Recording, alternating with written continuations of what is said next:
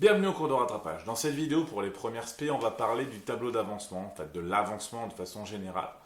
On va découper ça en trois parties. Une première partie sur le tableau d'avancement, ensuite on verra quelles sont les transformations qui sont totales et non totales, et on finira sur ce qu'on appelle les mélanges stoichiométriques. Pour information, il y a une vidéo qui parle de ça déjà dans l'ancien programme de première S, où il y a aussi des exemples, etc. Et peut-être une autre façon de le voir que celle-ci. Je vous la mets en fiche.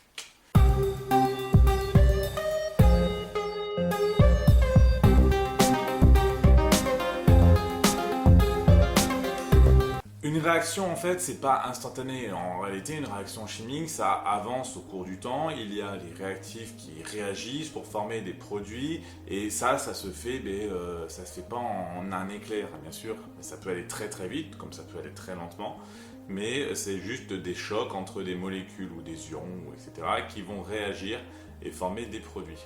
Ce qu'on appelle l'avancement, en fait, c'est une grandeur qui est exprimée en mol et qui nous permet de rendre compte en fait de l'état du système, de combien il a avancé en quantité de matière par rapport à son point de départ. Donc du coup, on a un état initial, un état final, donc on aura un état intermédiaire qui nous permettra de jauger comment ça avance. Les réactions chimiques sont en différentes catégories au niveau de la vitesse. On a des réactions qui sont dites lentes, des réactions qui sont dites rapides.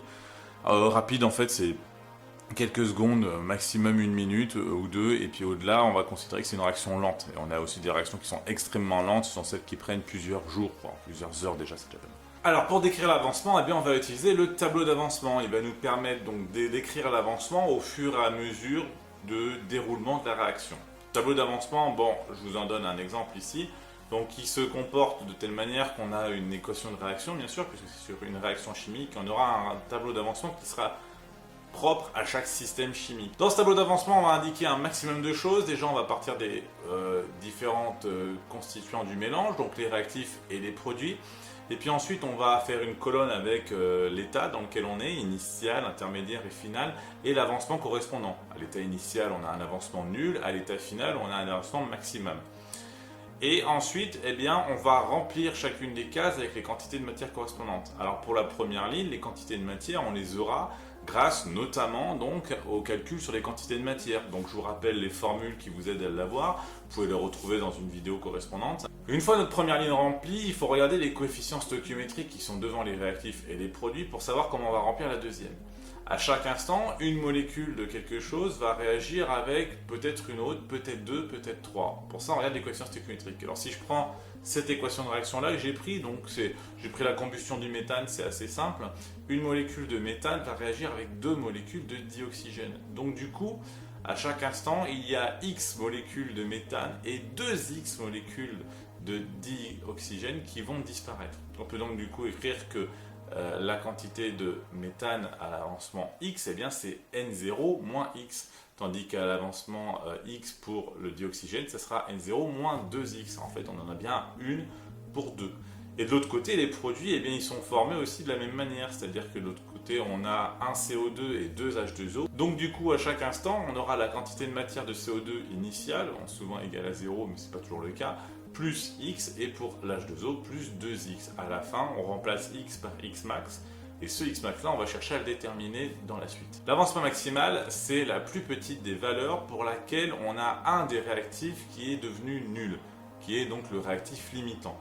Parce que si on prend la plus grande des valeurs pour lequel c'est le limitant, on va se retrouver avec des quantités de matière négatives. Il suffit juste de résoudre les équations qui correspondent au fait qu'on a la quantité de matière d'un réactif qui est devenu nul. Donc on aura N0 moins X max dans le cas où il y a un coefficient de 1 est égal à 0. On résout cette équation-là, ou N0 moins 2X max, etc.